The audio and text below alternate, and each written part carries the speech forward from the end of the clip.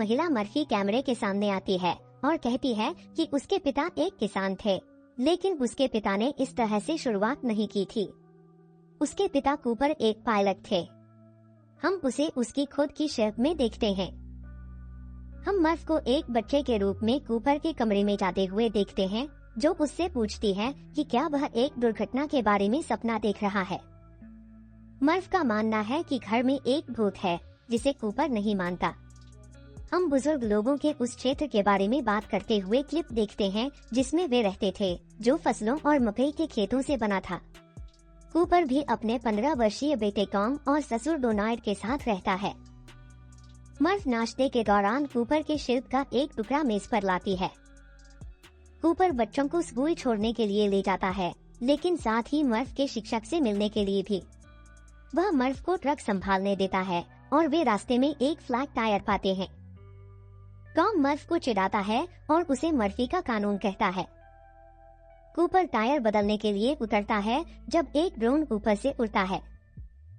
वह ट्रक में वापस कूदता है और उसका पीछा करने के लिए मकई के खेत से होकर ड्राइव करता है। वे इसे एक पहाड़ी के किनारे एक झील के पास ले जाते हैं। कूपर फिर ड्रोन को नियंत्रित करने वाला एक उपकरण निकालता है, जिसे वह मर्फ को आजमाने देता है। कूपर बच्चों के स्कूल के प्रिंसिपल डेविड ओइलो और मर्फ के शिक्षक मिस केली से मिलता है। प्रिंसिपल कूपर को टॉम के टेस्ट ग्रेड दिखाता है और कहता है कि वह एक महान किसान बनेगा। हालांकि कूपर कहता है कि टॉम एक महान इंजीनियर बन सकता है, भले ही परिणाम ऐसा न लगे। मिस केली कूपर को एक पाठ्य पुस्तक दिखाती है, जिसे मर्फ ने अन्य बच्चों को दिखाने के लिए लाई थी। यह संघीय पाठ्य पुस्तक स्कूल में निषिद्ध है, क्योंकि वे उन पाठ्य पुस्तकों का उपयोग करते हैं जो कहती हैं कि अपोलो मिशन नकली थे ताकि सोवियत को दिवालिया कर दिया जा सके। कूपर अपनी बेटी को जो सिखाया जा रहा है उससे खुश नहीं है और वह उल्लेख करता है कि अगर उसकी पत्नी का निधन नहीं हुआ होता तो वह वहाँ होती और इसके बारे में अधिक शांत होती, लेकिन मर्फ को निलंबित कर दिया जाता है।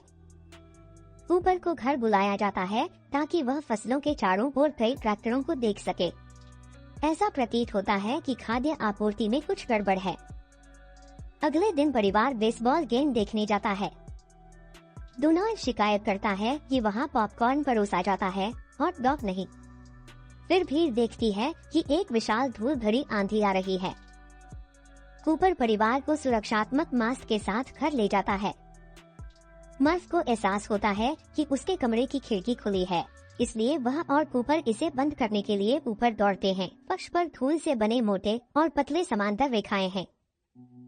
कूपर उनका विश्लेषण करता है और निर्धारित करता है कि वे निर्देशांक हैं। कूपर उन निर्देशांकों का पता लगाने के लिए ड्राइव करता है जहां निर्देशांक ले जाते हैं। कूपर ट्रक से उतरता है और उस बाड़ को काटने के लिए बोल्ट कटर निकालता है। तभी एक रोबोट टाज आ जाता है और कूपर को पकड़ लेता है। कूपर का टाज द्वारा पूछताछ की जाती है जब तक कि डॉक्टर अमेलिया ब्रांट नहीं आती। वह कूपर को अन्य वैज्ञानिकों के साथ एक कमरे में ले जाती है, जिसमें मर्फ भी बैठा हुआ है। समूह का नेतृत्व अमेलिया के पिता प्रोफेसर ब्रांड, साथ ही वैज्ञानिक डॉयल और रोमिली कर रहे हैं। वे स्वयं को नासा का हिस्सा बताते हैं। प्रोफेसर ब्रांड स्थिति की व्याख्या करते हैं, जो यह है कि पृथ्वी की फसलें और खाद्य आपूर्ति धीरे धीरे समाप्त हो रही है और नियोजित मिशन ब्रह्मांड में एक नया घर खोजने के लिए है जो मानव जीवन को बनाए रख सके, क्योंकि ग्रह को बचाने की कोई उम्मीद नहीं हो सकती है। पहले गए कई अंतरिक्ष यात्री प्रसिद्ध डॉक्टर मैन के नेतृत्व में लाजर मिशन पर गए थे, जो एक नई दुनिया खोजने के लिए गए थे। रोमेली बताते हैं कि एक वर्महोल खोजा गया है जो उन्हें एक नई आकाशगंगा तक ले जा सकता है, जिसमें मानव जीवन के लिए एक नई दुनिया का पता लगाने का मौका है। यह उनकी योजनाएं हैं और योजना बी के तहत उर्वरित भ्रूणों के माध्यम से जीवन का पुनर्निर्माण शामिल होगा जो मानव जीवन की जगह लेंगे। इस योजना से असहमत हैं, इसलिए वह योजना ए से सहमत है। मर्फ इससे खुश नहीं है और घर लौटते समय वह अपने कमरे में चली जाती है। कूपर मर्फ को उसके कमरे में दिलासा देने की कोशिश करता है, लेकिन वह सुनने के लिए बहुत गुस्से में है। वह कहती है कि उसने अपनी शेल्फ से गिरने वाली किताबों से एक संदेश को मोर्स कोड में पढ़ा है, जिसमें रहना लिखा है। कूपर घर लौटने का वादा करता है, हालांकि वह नहीं जानता कि कब। वह मर्फ को अपनी घड़ी देता है, लेकिन वह उसे अपनी शेल्फ के खिलाफ फेंक देती है। कूपर जब चला जाता है तो कुछ किताबें शेल्फ से गिर जाती हैं। कूपर ट्रक में स्टेशन तक ड्राइव करता है, जबकि डोनाल्ड और टॉम उसे विदा करते हैं। मर्फ को अलविदा कहने में देर हो जाती है। उसकी आंखें आंसू से भर जाती हैं। कूपर, अमेलिया, डॉयल और रोमेली मंगल और फिर शनि के लिए अपने मिशन की शुरुआत करने के लिए अंतरिक्ष में उड़ान भरते हैं। साथ में शिप के कंप्यूटर के स्टार्स भी होते हैं। वे अपने शटल को स्पेस मॉड्यूल एंड्योरेंस से जोड़ते हैं। रोमेली और डॉयल खुद को हाइपर स्लीप में डाल लेते हैं। पृथ्वी पर प्रोफेसर ब्रांड कूपर का ट्रक वापस टॉम को उपयोग करने के लिए लाते हैं। वह डोनाल्ड और मर्फ से यह भी कहते हैं कि वे संदेश भेज सकते हैं जो कूपर तक पहुंचाए जाएंगे, लेकिन मर्फ अभी भी नाराज है। अंतरिक्ष यात्री वर्महोल के माध्यम से उड़ते हैं, ब्रह्मांड और सितारों और अनंत अंतरिक्ष को पार करते हैं। वे जानते हैं कि इन ग्रहों पर उनके लिए समय अलग तरह से बीतता है, क्योंकि गुरुत्वाकर्षण बल अलग है। वहाँ 1 घंटा पृथ्वी पर लगभग 7 साल के बराबर होता है। इसे ध्यान में रखते हुए कूपर जानता है कि उनके लिए यह महत्वपूर्ण है कि वे लोगों के लिए 1 दशक का समय बर्बाद किए बिना मिशन को पूरा करने का रास्ता खोजें। वह मिलर ग्रह 1 और अंतरिक्ष यात्री मिलर द्वारा इसे नामित ग्रह की ओर जाने की योजना बनाता है। 3 मिलर के ग्रह पर उतरती है, जो पानी के एक अंतहीन शरीर पर स्थित है। रोमेली शिप में रहता है, जबकि कूपर, अमेलिया, डॉयल और टास बाहर निकलते हैं। वे पानी में एक बर्बाद बीकन पाते हैं जो मिलर का है, जिसका शरीर कहीं भी नहीं है। दूरी से अमेलिया सोचती है कि उसने पहाड़ देखे हैं, जबकि वास्तव में वह एक विशाल लहर थी जो उनकी ओर बढ़ रही है। अमेलिया बीकन को बचाने की कोशिश करती है, क्योंकि कूपर उसे शिप में लौटने का आदेश देता है। डॉयल पानी की लहर से मारा जाता है, जबकि बाकी लोग अंदर वापस आ जाते हैं। रोमेली 23 वर्षों तक वृद्ध हो चुके हैं। अमेलिया को एहसास होता है कि मिलर शायद कुछ घंटे पहले वहाँ था और उनके आने से कुछ मिनट पहले मर गया। फिल्म में कई वीडियो संदेश हैं जो कूपर को भेजे गए थे। इनमें से अधिकांश टॉम से हैं। यह वर्तमान आयु में टॉम से शुरू होता है, जो कहता है कि उसे अपने पिता की याद आती है और वह एक लड़की लुइस से मिला है। वे संदेश टॉम को वयस्क के रूप में दिखाते हैं। उसने लुइस से शादी कर ली है और उनकी एक बच्चा जेसी है। कूपर भावनाओं से अभिभूत हो जाता है और वह रोने लगता है। एक और वीडियो संदेश में टॉम जेसी के लिए कुछ ढूंढते हुए दिखाई देता है, क्योंकि जेसी के साथ कुछ हुआ है। वह यह भी बताता है कि डोनाल्ड का निधन हो गया है। अंतिम संदेश एक अब वयस्क मर्द से है। वह उस उम्र में है जब कूपर ने उसे छोड़ दिया था और घर लौटने का वादा किया था। वह रोने लगती है, जिससे कूपर और भी अधिक भावुक हो जाता है। वर्तमान में मर्फ नासा में ब्रांड के साथ काम कर रही है, ताकि उस समीकरण को पूरा किया जा सके जिस पर वह काम कर रहे थे, जो यह निर्धारित करेगा कि मनुष्य पृथ्वी के गुरुत्वाकर्षण बल से कैसे बच सकते हैं। वह अभी भी अपने पिता के प्रति नाराजगी रखती है, क्योंकि उन्होंने उसे छोड़ दिया था। कूपर, अमेलिया और रोमेली एक साथ बैठे हुए हैं, यह पता लगाने की कोशिश कर रहे हैं कि उन्हें किस ग्रह पर जाना चाहिए, एडमंड्स या मैं। उनकी चर्चा से कूपर को पता चलता है कि अमेलिया एक साथी वैज्ञानिक वुल्फ एडमंड्स से प्यार करती है, जिनके नाम पर ग्रहों में से एक का नाम रखा गया है। वह उम्मीद करती है कि वह जल्द ही फिर से मिल सकेगी और कहती है कि प्रेम ही एकमात्र ऐसी चीज है जो समय और स्थान को पार करता है। मर्फ अस्पताल जाती है, जहां उसका साथी केटी उसे ब्रांड के कमरे में ले जाता है। वह मर रहा है। जब मर्फ मिशन की सफलता के लिए आशा व्यक्त करती है, ब्रांड स्वीकार करते हैं कि उन्होंने लंबे समय से अपना समीकरण हल कर लिया है, लेकिन इसे पूरा करने के लिए उन्हें एक ब्लैक होल के पीछे एक सिंगुलैरिटी से डेटा नहीं मिला। इसलिए वह अपनी बची हुई थोड़ी सी उम्मीद योजना बी पर लगा देते हैं। अपने अंतिम सांसों के साथ वह मर्फ की उम्मीदों को तोड़ देता है। उनके निधन के बाद मर्फ अमेलिया को सूचित करने के लिए एक वीडियो संदेश भेजती है। अंतरिक्ष यात्री बर्फीले बादलों के साथ एक बर्फीले ग्रह पर आते हैं। सतह पर एक और शिप है जिसमें एक पॉड है। एक अन्य व्यक्ति हाइपरस्लीप में है, डॉक्टर मैं। वह जागता है और ऊपर को देखता है और एक और इंसान को देखने से अभिभूत हो जाता है, जिससे वह रोने लगता है।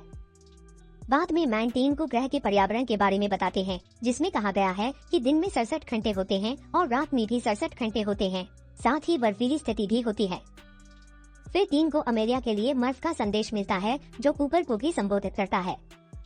मर्फ पूछती है कि क्या कूपर और अमेलिया दोनों को पता था कि मिशन एक धोखा था और कूपर ने बस अपने परिवार को छोड़ दिया। यह सुनकर उतनी ही हैरान होती है और मैन स्वीकार करते हैं कि उन्होंने मिशन को असफल माना है।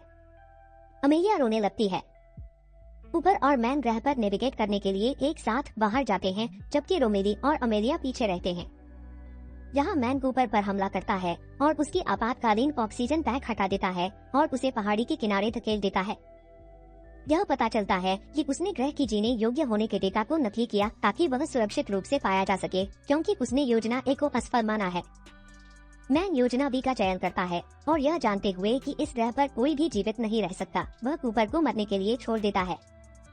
कूपर प्रतिशोध करता है, लेकिन मैन उसके हेलमेट को तोड़ देता है। मैन भाग जाता है, जबकि कूपर अमेलिया से मदद मांगने की कोशिश करता है। मैन रोमेली को मार देता है, उसके स्टेशन को उड़ा देता है, जबकि अमेलिया कूपर की मदद के लिए दौड़ती है। वे टार्स को उठाते हैं और मैन का पीछा करते हैं। कूपर और अमेलिया मैन को एंड्योरेंस के साथ डॉकिंग करने की कोशिश करते हुए पाते हैं, लेकिन वह असफल रहता है क्योंकि उसने एयरलॉक को सुरक्षित नहीं किया है। अमेलिया उसे चेतावनी देने की कोशिश करती है कि शटल का दबाव कम हो जाएगा, लेकिन तब तक बहुत देर हो चुकी है। शटल का दबाव कम हो जाता है, जिससे विस्फोट होता है और मैन की मौत हो जाती है। कूपर टार्स की मदद से एंड्योरेंस को वापस नियंत्रण में ले आता है। फिर कूपर और अमेलिया ने योजना बनाई कि टार्स को गार्गेंटुआ के पीछे की एकलता पर डेटा इकट्ठा करने के लिए इस्तेमाल किया जाए और फिर एडमंड्स ग्रह के लिए एक रास्ता चार्ट किया जाए, यह जानते हुए कि उनके पास सीमित ऊर्जा और ऑक्सीजन की आपूर्ति है। कूपर और अमेलिया घर लौटने की कोशिश करते हैं, लेकिन कूपर खुद को अमेलिया से अलग कर देता है ताकि वह अकेले जा सके। कूपर किसी दूसरे वर्महोल के माध्यम से गिर जाता है और एक अजीब आयाम में पहुंच जाता है। वह टार्स की आवाज सुनता है। कूपर एक दीवार जैसी चीज के खिलाफ तैरता है और देखता है कि मर्फ एक बच्ची के रूप में अपनी किताबों की शेल्फ के पास है। कूपर उसे पुकारता है और किताबें धकेलता है।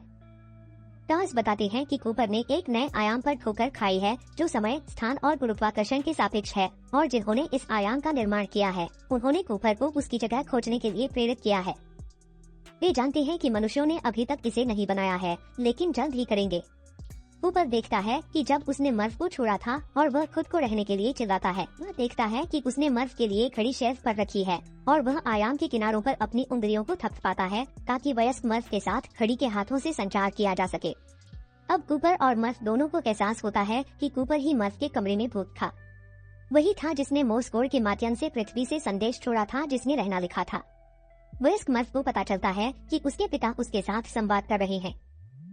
इससे उसे ब्रांड के समीकरण को हल करने और मानव जाति को बचाने के लिए आवश्यक चीज मिल जाती है। वह अनुसंधान केंद्र जाती है, अपने सभी कागज इकट्ठा करती है और उन्हें हवा में उछाल देती है और उत्साहित होकर टीटी को चूमती है। इस बीच कूपर आयाम से गिर जाता है और अंतरिक्ष में बहता है।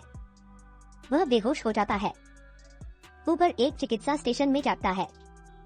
डॉक्टर उसे आराम करने और धीरे धीरे चलने के लिए कहते हैं, क्योंकि अब वह 124 वर्ष का है। कूपर खिड़की की ओर जाता है और बच्चों को बेसबॉल खेलते हुए देखता है। डॉक्टर कहते हैं कि वे शनि पर कूपर स्टेशन में हैं। कूपर को लगता है कि इसका नाम उसके नाम पर रखा गया है, लेकिन यह मर्फ के नाम पर रखा गया है। डॉक्टर कहते हैं कि वह कुछ हफ्तों में आएगी। कूपर को टार्स के अवशेष दिए जाते हैं और वह उन्हें अपने पुराने घर ले जाते हैं। कूपर टार्स को फिर से प्रोग्राम करते हैं, उसे अधिक ईमानदार और थोड़े अधिक हास्यपूर्ण बनाते हैं। कूपर अपने परपोते के साथ अस्पताल में इकट्ठा होता है ताकि बूढ़े मर्फ के साथ फिर से मिल सके, जो बिस्तर पर लेटी हुई है और उसके परिवार से घिरी हुई है। वह अपने पिता को देखकर खुश होती है, जिसने उसके पास लौटने का अपना वादा पूरा किया है। यह जानकर कि उसका समय कम है, वह कूपर को जीवन का आनंद लेने और किसी के साथ अपना जीवन साझा करने के लिए प्रोत्साहित करती है। वह उसे अमेलिया को खोजने के लिए कहती है, जो कहीं बाहर खो गई है और एक नया शिविर स्थापित कर रही है।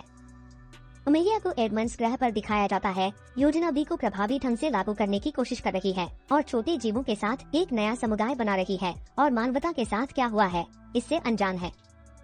कूपर मर्फ की सलाह का पालन करने और अमेलिया को खुद खोजने का फैसला करता है।